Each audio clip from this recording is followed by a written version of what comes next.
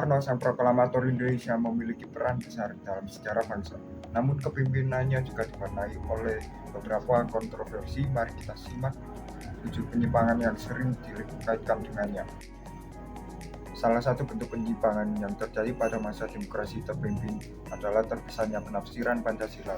Perlu diketahui bahwa periode ini dijalankan berdasarkan sila keempat pada Pancasila. Sayangnya penafsiran tidak dilakukan secara utuh, tetapi dianggap bahwa pemimpin terletak pada pemimpin besar revolusi. Hal itu memicu terjadinya perilaku otoriter. Penyimpangan kedua yaitu pembentukan MPRS. Bentuk penyimpangan yang terjadi pada masa demokrasi terpimpin berikutnya yaitu dibentuknya MPRS atau Majelis Permusyawaratan Rakyat Sementara. Pembentukan tersebut menjadi cikal bakal dari MPR. Pembentukan MPRS ini dipilih sekaligus diangkat langsung oleh Presiden. Hal ini termasuk bentuk penyimpangan karena seharusnya dipilih melalui pemilu. Salah satu bentuk penyimpangan yang mencolok adalah pembentukan Dewan Perwakilan Rakyat Gotong Royong. DPR-GR dibentuk sebagai lembaga legislatif namun perannya sangat terbatas. Sebagai instrumen politik bagi lembaga kepresidenan, DPR-GR tidak memiliki kekuatan untuk mengawasi atau mengontrol kebijakan pemerintah. Hal ini menyebabkan lembaga legislatif menjadi lemah dan tidak berfungsi sebagaimana mestinya. Dalam konteks ini, suara rakyat yang seharusnya diwakili oleh DPR-GR justru terabaikan dan kekuasaan presiden semakin dominan. Selanjutnya, kita melihat pergeseran makna dari demokrasi terpimpin itu sendiri. Pada awalnya, demokrasi seharusnya mencerminkan partisipasi rakyat dalam pengambilan keputusan.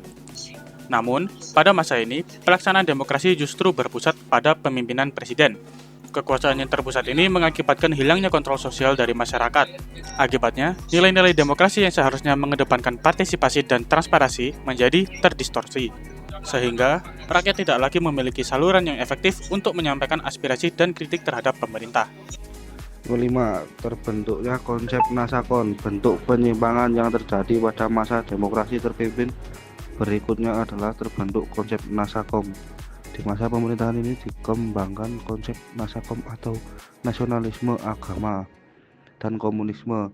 Hal ini ditujukan untuk menyatukan perbedaan pemikiran politik. Nomor 6, penetapan presiden seumur hidup. Bentuk penyimpangan yang terjadi pada masa demokrasi terpimpin selanjutnya adalah adanya penetapan presiden seumur hidup. Di sisi lain, jika ditilik dari Undang-Undang 1945 pasal 7 telah disebutkan bahwa presiden dapat memimpin selama 5 tahun. Penyimpangan 7 yaitu pembentukan DPAS. DPAS menjadi salah satu lembaga yang dibentuk pada masa demokrasi terpimpin. Anggotanya pun ditunjukkan langsung oleh presiden.